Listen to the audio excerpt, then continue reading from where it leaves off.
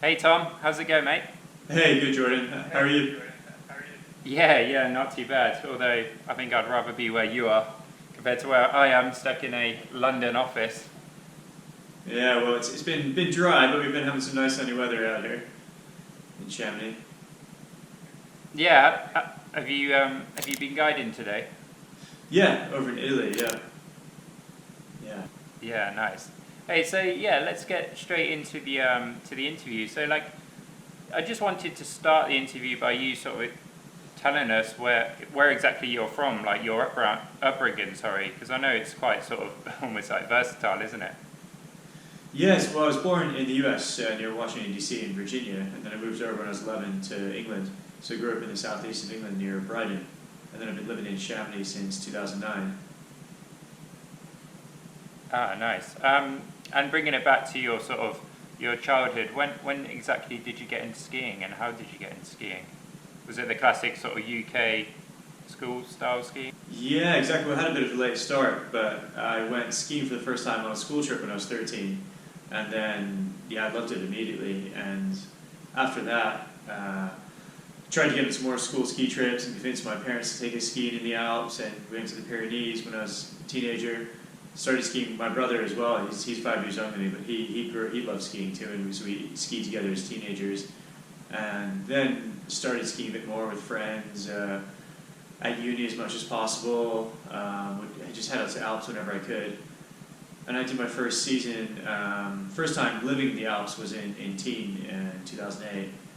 And as soon as I graduated from University of Nottingham, I went out there. So I've been, yeah, trying to make up skiing as much as I've been able to since I was 13 for sure.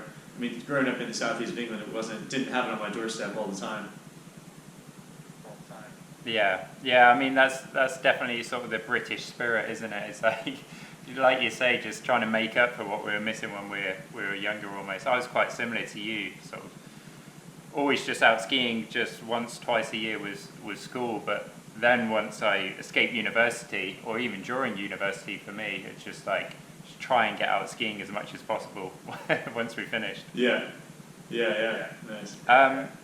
Yeah, and what made you go to Teen? Did you know anything about Teen at all before you went out? I'd skied there. I skied at Teen in Val d'Isere a few times with friends and family before, and yeah, it's a cool area. You know, there's a lot of good free ride terrain and cool places to explore. So I figured, yeah, I think at the time I wanted to be based more in an actual resort, and that was, yeah, before I got more into alpine climbing and ski mountaineering, and then Chamonix became a more logical place to be. Yeah, so yeah, funny you say that. I was just about to actually ask about you moving to Chamonix. Was that a conscious decision to move to Chamonix? Had you heard a lot about sort of the skiing there, and did that just make you want to go out there? Why did you choose Chamonix? Yeah, Chamonix had always been on my radar. I had a ski trip here in 2003 with a couple of friends, and we went up the Midi, skied down the Vallée Blanche. It was a perfect powder day, and I didn't have much experience in the higher mountains then, or skiing off piste too much. Certainly some from before, but I remember skiing around the glacier. We had no harnesses, no crevasse rescue gear, no transceivers, and I thought it was amazing just skiing around and playing around the ice. And then one of my friend's uncle, who was there too, was starting to get a bit scared that I was going to jump into a crevasse or something, and got a bit stressed that he'd have to tell my mom if I didn't make it down the Vallée Blanche at the end of the day. And did you know about all of the steep skiing opportunities out in Chamonix? Had you heard of it, or? I had, yeah. So I think I was interested in steep skiing. Really captivated me from pretty early on, and as soon as I was getting better on skis, I just wanted to explore off piste and explore couloirs and see how steep a slope I could ski. And I remember watching the movie Steep when it came out in, I think it was 2007 or 8, maybe 7. And there was a good segment about Chamonix in that, and a bit about the history of steep skiing worldwide, but also focusing in on Chamonix and what had been done there. And so I knew it was this big mecca of steep skiing and free ride, and for sure it always was in my imagination. So I think, yeah, after I had the winter in Teen, and I was climbing more and more as well, and I was rock climbing a lot in the summer around the UK, and I really wanted to get into alpine climbing, so I came over for a summer to Chamonix and spent the whole summer camped out in some woods, just finding random partners to climb with, having some good adventures.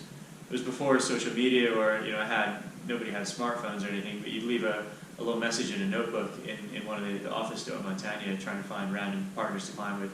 So I had some good adventures, and then after that, I was thinking, I just got to move to Chamonix and combine the sort of skiing I want to do with being a climber here too. Yeah, so I mean, how soon after from when you moved to Chamonix, how soon were you ticking off, some of the descents that you ticked off? Was it on your first season? You got on some pretty gnarly faces, is that right? Yeah, it's funny in Chamonix. I think if you're psyched and motivated, and you already have some skills, you can throw yourself in the deep end here. I was lucky that my first spring conditions were good, so it's the first winter and spring season I had out here, and I started to see what people are skiing and reading people's blogs, and seeing what was possible to be skied here. So yeah, my first season I skied 3 runs on the north face of the Midi and some other steep classics like the Jaeger and the Diable and the Toron north face. I just wanted to, as soon as these things were in good condition, I was so motivated just to get after it and see what I could do on skis. And I think if you are motivated and you're able to ski these lines, I mean, some things that looking back, obviously I did with that were at the margin of my skill and ability, but you can really have a super fast progression in Chamonix. There's so much terrain accessible. There's so many people to look up to who are really pushing it and who are amazing skiers. So having that, it certainly allows you to progress onto that sort of terrain incredibly fast if you want to. And that did allow for a really accelerated learning curve.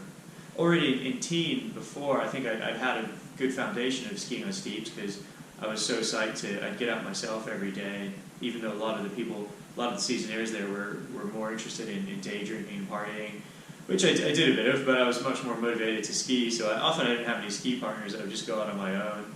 And when I was telling my mom and my granny about I was going to go and have these ski adventures, I bought myself some touring skis. I didn't know how to use them.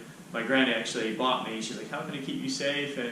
And so she bought me an ABS pack, which is one of the earlier ones in like 2008. So I ski around teen with my ABS pack, like skiing couloirs on my own, hiking around. And definitely, most people thought I was a bit of a nutter. But it was good because I got a lot of mileage in, and luckily nothing happened. So it was a good foundation of building up that experience and technique. Yeah. I mean, I'm obviously a big advocate of teen. I'm a huge fan of the resort. I think it's awesome. There's so much amazing terrain around, but I do feel like you have to work for it a lot more than say Chamonix, where Chamonix it's literally off the lift and you're straight onto what could be some of the steepest terrain that anyone's ever been on. But there are also obviously routes in Chamonix that you have to really work for and go far. But I think Chamonix is just so unique in that it's right there, isn't it? But then again, I am pretty biased towards teen, and I do think teen is also a great spot, especially to develop your skiing skills and stuff. And talking about this first year, I heard you list off some of the descents that you did. I was just going to ask, were there any epics that came with these descents? I know you listed the Aiguille Tour, was it? Yeah, for sure. So when I didn't always have my first year good partners at my disposal either. It took a while for me to find the right people to go ski with, as it does on more adventurous stuff. So I was in the lift line that morning, and this guy I didn't really know was like saying, "We should go ski the Jaeger. It's going to be covered in deep powder." And I was thinking, "All right, I'll go up and have a look at it," and because I didn't have anyone else to ski with. And then we got joined by 2 other people on the lift, so we all went up, climbed it, and we were pretty slow climbing it. One of the guys I was with was super slow climbing up. So we got to, it's pretty late in the day, I think, and suddenly the weather came in, and we were in this thick cloud. It started snowing, and it was going to be the steepest thing I'd ever skied in my life. And so I was thinking, shit, the snow's really hard. It's not actually deep powder. It's quite firm spring snow, and we need the sun to soften it. And so we climbed to the top, and we tried to find a way down. And at this point, it was snowing quite heavily. this storm came in the late afternoon. One of the guys decided to ski down on his own, which was quite impressive because he was skiing 55-degree hard snow in a cloud, and I was thinking, I don't want to do that. So me and the two others, we tried to find a way down the tactical north face the other way, and couldn't really find a way down, which it is kind of a complicated face. I remember one of them had some sort of early smartphone, maybe it was one of the first iPhones, and he was looking on like Google Maps or some early mapping thing, see if we could go between the seracs, and that wasn't really working. So we were like, yeah, what are we going to do? And we dug in a snow hole right at the top of the line where the Jaeger meets the rest of the tactical face. So we slept in there the night, and I just had it was because it was a warm April day, I had a t-shirt and just a shell on, and like I'd run out of food and water. We all huddled together, and it was a pretty miserable night. We were in there for like 14 hours, 15 hours. And then one of the guys who's a bit older, he was really tired, and so me and my friend, the other guy there, we called the heli for him, and he got picked up by helicopter the next day. And we were thinking, we've spent all this time being miserable in this snowhole all night. Why don't we just, we should ski down and make the most of it because it was a beautiful day. So after having had no sleep and no food and water for like a day and a half or a day or so, I skied the steepest run I've ever skied, and actually the snow was better then. It softened up a little, and I remember making the first turn thinking, well, I've never made a turn this steep before. I hope I can turn on something this steep. And then I tried it, and it was okay. So it was pretty full-on experience for me at the time, but ended up skiing it fine, and then heading back to Chamonix after that. How did it feel coming back to Chamonix, having skied the Jaeger in those conditions? Yeah, it was pretty relieved for sure. And, I've never skied it since then. Actually, I'd like to go back and ski it in good condition and have a bit more of a chill time on it. Yeah, I mean, I was literally just about to ask if you've been back to ski it. Is there any reason? Is it because of the epic that you had on there, or just a time thing? Because it's pretty accessible, right? Yeah, no, it's a good classic line, but it's not often in good condition, and it just you need to be there at the right time, and haven't got around to skiing again, but for sure I'd like to. Yeah, nice. Hopefully you can. Yeah. And I mean, that sort of links to my next question, actually. Obviously, you arrived in Chamonix in 2009, is that right? Yeah. So, yeah, I believe from my memory, if my memory serves correctly, I believe 2009, 10, 11 were pretty epic snow years, particularly in the Alps. Yes, they were, Is that right? 11 a bit less so, but 9 and 10 were good. Do you think that amount of snow, or that good snow coverage, do you think that really helped you sort of, really progress your skiing and your steep skiing, because you had good confidence in the conditions, knowing that, the snow was plastered there and it wasn't going to be icy, etc., etc.? Yeah, for sure. No, definitely. Absolutely. Because skiing those lines in worse conditions would have been different, especially without the limited experience I had in my first season. But I didn't know any better. I thought, wow, this is what Chamonix is like. This is how it is every year. And then some years have been better or worse. We've had good conditions since then, but certainly not every year. So I think 2010 was a very good year for steep skiing looking back, and that definitely helped to just jump straight on those bigger lines for sure. Yeah, right. And I was thinking of one of your descents in particular. I don't know if you agree, but like the Sentinelle Rouge Couloir, do you think something like that will come into condition, or is it like a once in every 10 years type thing? Yeah, that was a great adventure, and the biggest line I've skied in the Alps. It's definitely not in condition every year. I think there are small windows to ski it, but it's you need a whole bunch of different factors, and it's objectively a dangerous line with a serac over it. There needs to be good snow in the line. That was July, early July 2013. It had been 2013 had been an exceptional year, probably the best for steep skiing and skiing in general that I've been in since I've been here. There's probably been small windows that could have been skied since, but it's definitely one that's, I'm sure it's pretty tricky to get in condition, and nobody's skied it since we skied it. It's only had 2 descents ever. Yeah, right, nice. But you've recently started to take your skiing, outside of Europe, in particular, places like New Zealand, Baffin Island. yeah, with numerous first descents around the world, including obviously that first descent on Mount Cook, which we'll talk about later.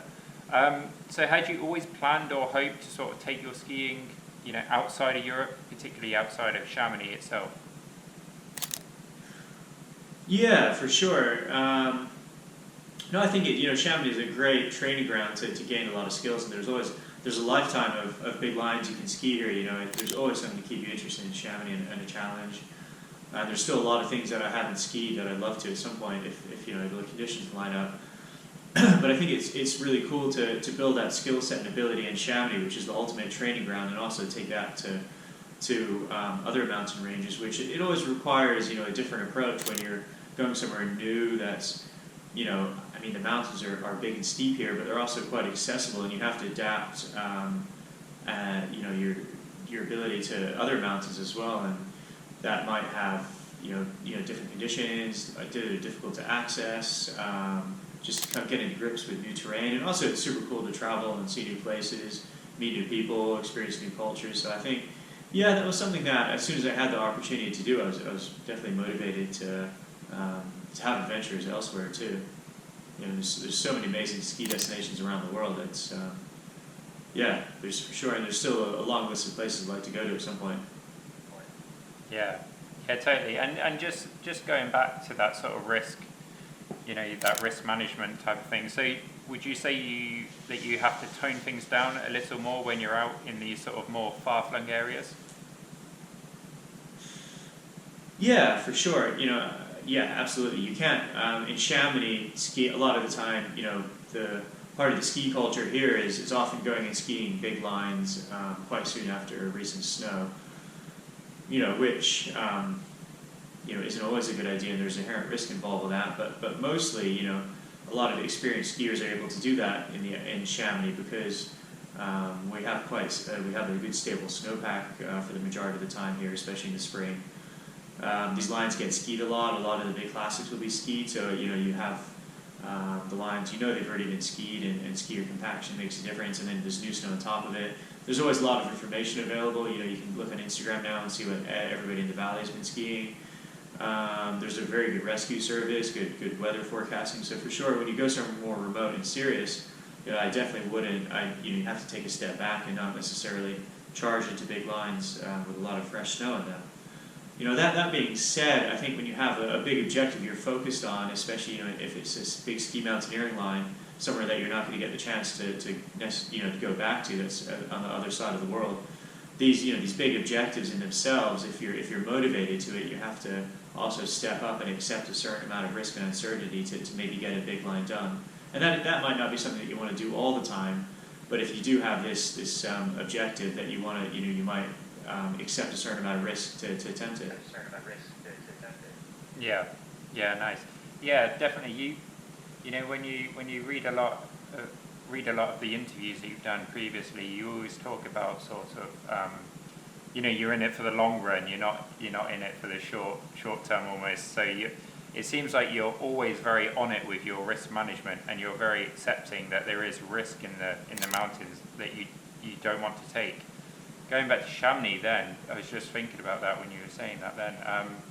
Going back to Chamonix, do you think you're just really in tune with like the snow conditions, the terrain itself, and so that you're in tune with all of that when you're in Chamonix, but when you go to sort of the more far-flung areas, that you're a bit more out of your comfort zone almost,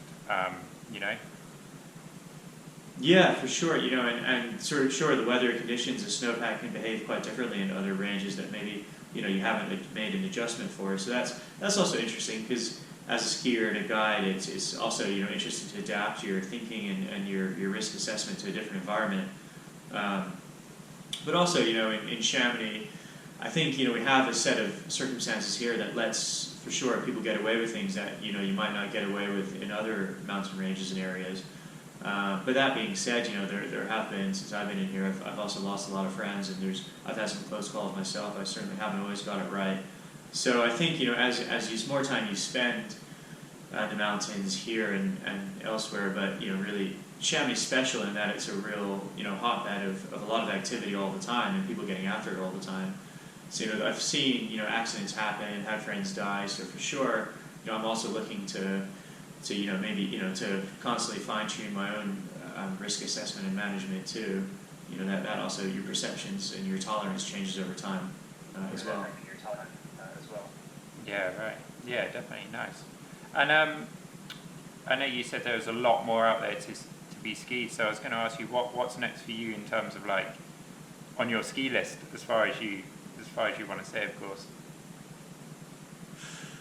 Yeah, well, I just keep on progressing as a skier, and also have adventures in new places with new people. Feel like I'm progressing and pushing myself in some way. I think I've been happy with a lot of the lines I've skied have. It's not necessarily that. I think it's it wouldn't be very healthy just to want to push and push skiing gnarlier lines or taking bigger risks. It's a bit of a dead end. I think so. I'm looking to always gain more skill and experience and become better at what I do, but maybe travel to new places is part of that as well, and ski in new mountain ranges and still ski good lines and have good adventures, but not necessarily keep absolutely pushing the own boundaries of my risks in the mountains too much. Like you said, I'm in it for the long term, and I don't want to have a long career in the mountains for sure. Yeah, nice. Yeah, I think your Mount Cook trip with Ben and Enrico was a perfect example of that. Actually, meeting new people, going to new places, and skiing new lines. So, yeah, just talking about the Mount Cook trip. How did it feel to sort of ski a face like the Caroline face? Perhaps the biggest line that you've been on. Is that right? Yeah, for sure. Yeah. Were there any particular challenges skiing a face that big? I mean, first of all, how was the route finding? How did you find that? Yeah, I mean, it was pretty intimidating and fairly complex at times for sure. We had to ski the face on site, meaning that we climbed up a different route because it was too dangerous to climb the route we were skiing because of the seracs. So even the climb up wasn't that easy. It was quite a long route in itself with a lot of trail breaking, a bit of ice to climb over. I think I was really happy that I was with Ben and Enrico, and we had so much experience between us. And I wouldn't have, there's not many other people I would have wanted to be on that face with. I think between us, we're able to really share it's a pretty stressful situation to be in. So we're able to have a nice. What's important to me is to feel like we're evenly sharing. There's a responsibility of managing the whole situation, whether it's setting up a V-thread, someone skiing first, and doing a bit of route finding. And Ben and Enrico have skied a ton of big lines in the Alps, and I think that when you have that mileage under your belt, we were able to, as a team, look at photos we take in, even if it was on someone's camera, we're kind of zooming in, looking at the face, looking at the exit, being able to see where to go, because, yeah, for sure, a route finding mistake would have been pretty bad up there. I heard things got pretty wild at the karaoke bar afterwards. Is that right? Yeah, how come you guys... Yeah, that's right. Of course you're in the hut, yeah. But you didn't come down to the bar afterwards. No. I heard that we missed the best rendition of Sweet Caroline ever, so... Yeah. So, we decided, there was some karaoke going on in the bar there, and we all sang along to Sweet Caroline. It was a good time. Yeah, I mean, is that... I was just wondering then, is that sort of like, is that a good example of sort of the amount of stress that you guys were under while you were skiing that line? Were you just blowing off a load of steam after coming back after skiing such a gnarly face?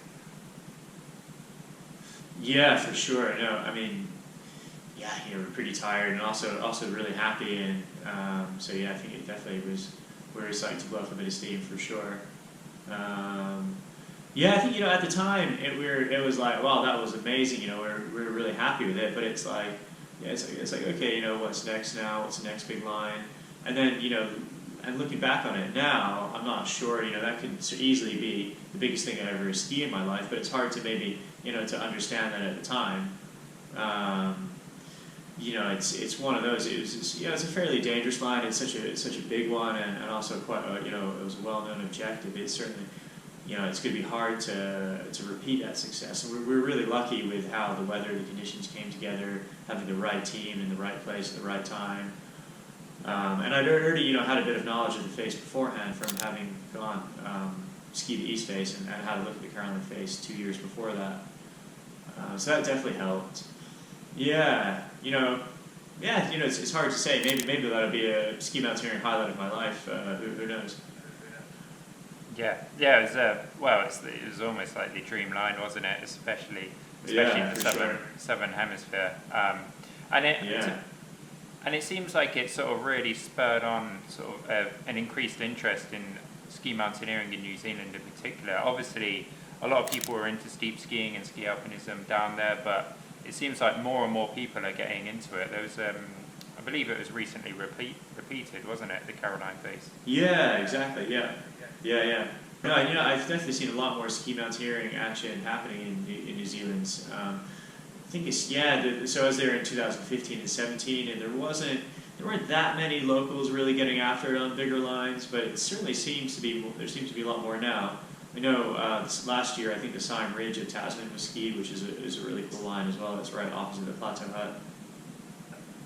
Nice. And do you reckon you'll get back down that way at all?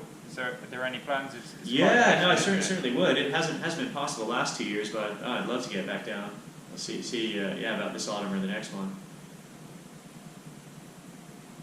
Nice. Looking forward to seeing what you make of it.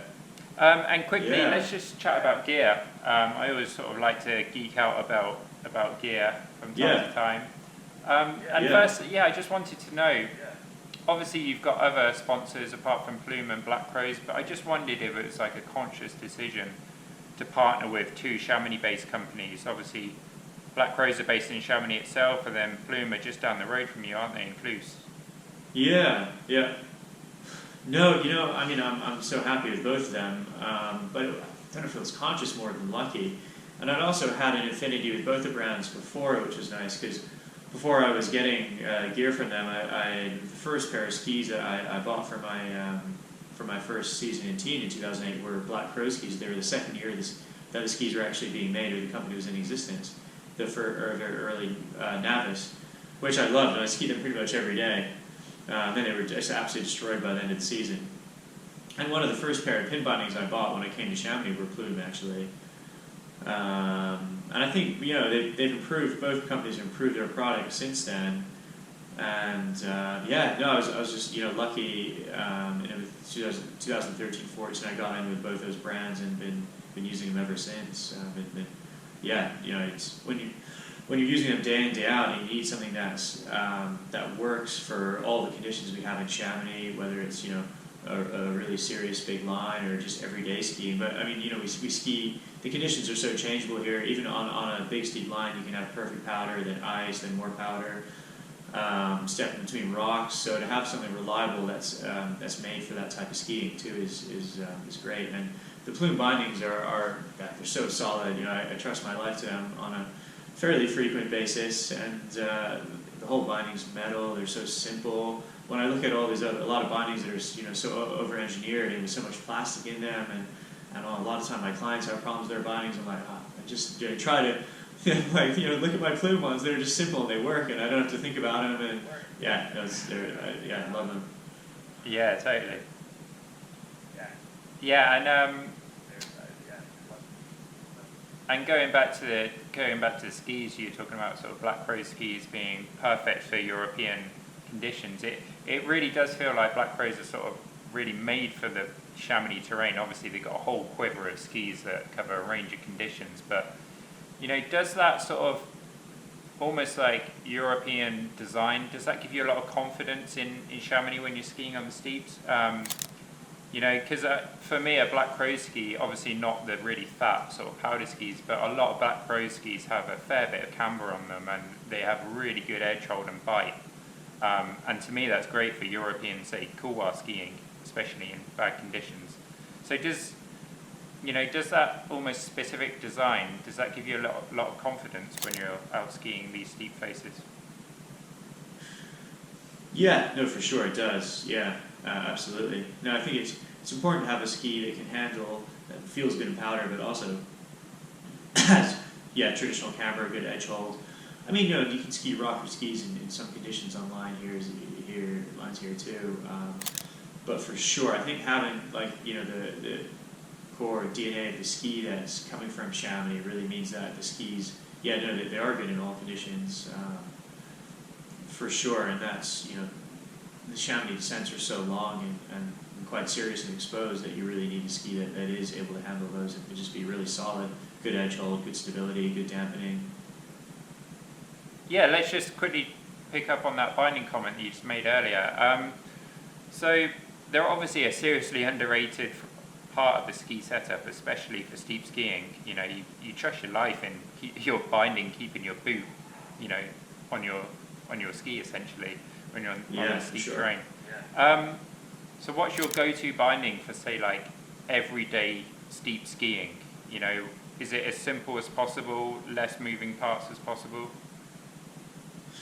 Yeah, absolutely, and that's all the plume bindings are well made and are simple. I really like a blend of having something that's light but also strong. I think over the last few years, the binding I've been using the most on steeps has been the Pika, and it's a newer version of the Wepo, which I used before as well. It's kind of the middle, in terms of lightness versus how chunky the binding is. It's in between, sits in between. You have the Summit, then the Guide, then the Pika, and then the Race Series. Well, the Wazo as well, and then the Race Series, they're all good. And I've skied some serious lines on the Race 160 too. It actually has the same toe piece, but the heel piece on the Pika is a little bit beefier. And for me, I've also been, last year we didn't have any lifts here, so we were touring up from the valley all the time.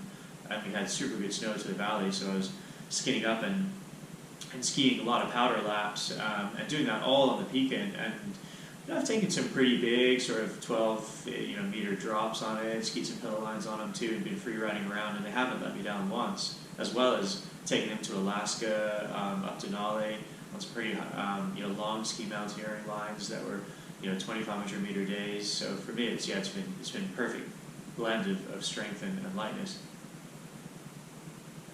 Yeah, especially for bindings, just thinking from a durability point of view as well, simple really is effective in terms of just knowing that it's not going to break on you when you're miles out in, say, Baffin Island or somewhere like that. And if it does break, it's quite simple to repair. It for sure gives me sort of confidence when I'm out in the backcountry. Just having a binding that doesn't really have loads of moving parts and pieces to break, and a binding that you can just rely on. Yeah, no, for sure, exactly, definitely. And is that what? It's quite blurry on my screen. Is that two pairs of Pikas, one on your Actress and another on your Navis? Oh, I got a Guide 12 on the Actress and a Pika on the Navis. Ah, cool, nice. Yeah, it's just a little more free ride touring setup than Actress, but they're good for everything, and the Navis is a great all around ski. So these are definitely two of my favorite and most versatile ski binding setups that I have. Yeah, nice. That's cool. And one final question. So what's next for you? Is it just a lot of guiding this summer, or a spring season of guiding, or do you have any trips of your own planned for spring season? Yeah, well, I've got busy guiding schedule for a lot of the season, and trying to ski some good lines here between that. But after the last 2 years have been quite disrupted work-wise for me, especially last year. So now I'm really motivated to have a busy winter guiding too, and it's been great. I've got a lot of great clients I ski with, a lot of people wanting coaching in steep skiing and free rides. So it's really nice. I love that, building relationships with people, finding new clients, and having adventures together, and really coaching people it's been awesome.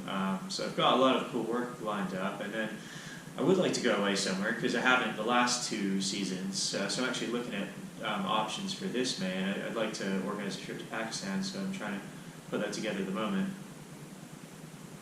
Oh, awesome! Yeah, I believe Jeremy and Sam Antibaton went out that way for La Liste too. Have you got any places in mind? Got a few ideas that I've been looking at. To get something that's a nice aesthetic steep line on a peak that's around 6,000, 6,500. It's a little easier to go to peaks that are under 6,500 in terms of the permitting system there. So yeah, just explore a new area and hopefully ski something cool that hasn't been skied before. So yeah, there's so many mountains in Pakistan, and a lot of them have never been skied. Yeah, I bet it's like a free ride playground out there, but just without the lifts. Yeah, for sure. Definitely got to work for it. But hey, thanks a lot for your time, Tom. I really appreciate it. Have a safe end to the season. Yeah, no worries, my pleasure. Yeah, cheers, Jordan. Nice to speak to you. Cheers. See ya. Thanks. Bye.